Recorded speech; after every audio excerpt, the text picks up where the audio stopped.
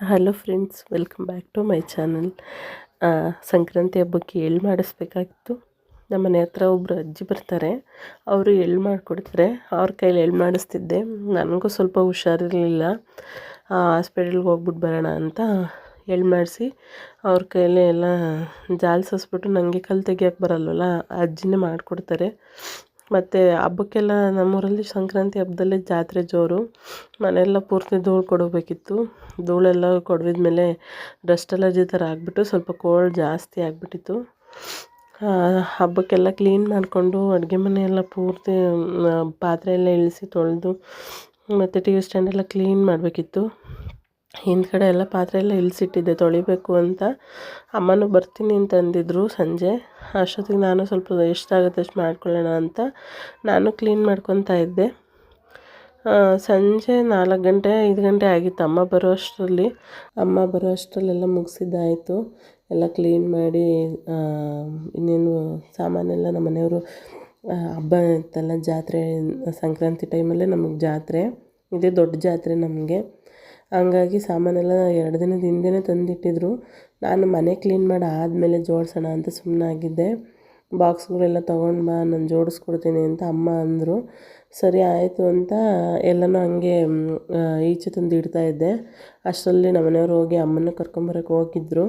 ಅಲ್ಲಿಂದ ಬಸ್ ಸಿಗೋಲ್ಲ ನಮಗೆ ನಿಟ್ಟೂರಿಂದ ಸಂಜೆ ಟೈಮಲ್ಲಿ. ಹಂಗಾಗಿ ಅಮ್ಮನ ಕರ್ಕೊಂಬರೋಕ್ಕೆ ಹೋಗಿದ್ದರು. ಕರ್ಕೊಂಡು ಬಂದಾದಮೇಲೆ ಅವರೆಲ್ಲ ಬಾಕ್ಸ್ಗಳ್ಗೂ ಹಾಕ್ಕೊಡ್ತಾಯಿದ್ರು. ಪಾಪುಗೆ ಡ್ರೈ ಫ್ರೂಟ್ಸ್ ಎಲ್ಲ ತಂದಿದ್ದೆ ನನ್ನ ಮಗನಿಗೆ, ಅದನ್ನೆಲ್ಲ ಸಪ್ರೇಟಾಗಿ ಒಂದೊಂದು ಬಾಕ್ಸಿಗೆ ಹಾಕ್ಕೊಡ್ತಾಯಿದ್ರು. ಡೈಲಿ ನೆನೆ ಹಾಕಿ ತಿನ್ನಿಸು ಅಂತ ಅದನ್ನೆಲ್ಲ ಒಂದೊಂದು ಬಾಕ್ಸಿಗೆ ಹಾಕಿಸ್ಕೊಂಡು ತೆಗೆದಿಡ್ತಾಯಿದ್ದೆ.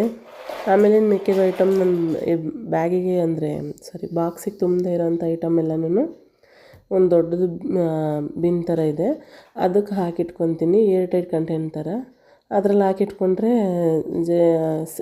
ಏನು ನೀರು ಪಾರು ಏನು ಬೀಳಲ್ಲ, ಸೇಫಾಗಿರುತ್ತೆ ಅಂತ ಇದರೊಳಗೆಲ್ಲ ಜೋಡಿಸ್ಕೊತೀನಿ.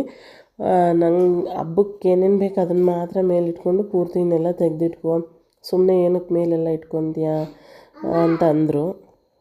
ಅದಕ್ಕೆ ಸಾಮಾನೆಲ್ಲ ತೆಗೆದಿಟ್ಟು ಇದಕ್ಕೆ ಏನೇನು ಬೇಡ ನನಗೆ ಅದನ್ನೆಲ್ಲ ಈ ಬಾಕ್ಸಿಗೆ ತುಂಬಿ ತೆಗೆದಿಟ್ಟೆ. ಆಮೇಲೆ ಹೊಲದಲ್ಲಿ ರಾಗಿ ಹಾಕಿದ್ವಲ್ಲ, ರಾಗಿಲಿ ಸೊಪ್ಪುಟ್ಟಿತ್ತು, ಒಂದು ಸೈಡ್ ಮಾತ್ರ ಸೊಪ್ಪುಟ್ಟಿತ್ತು. ಅದು ಸೊಪ್ಪು ಚೆನ್ನಾಗಿತ್ತು ಅಂತ ಸಂಜೆಗೆ ಏನಾದರೂ ರೊಟ್ಟಿ ಮಾಡಿ ಪಲ್ಯ ಮಾಡೋಣ ಅಂತ ಕಿತ್ಕೊಂಡು ಬರೋಕ್ಕೆ ಹೋಗಿದ್ದೆ.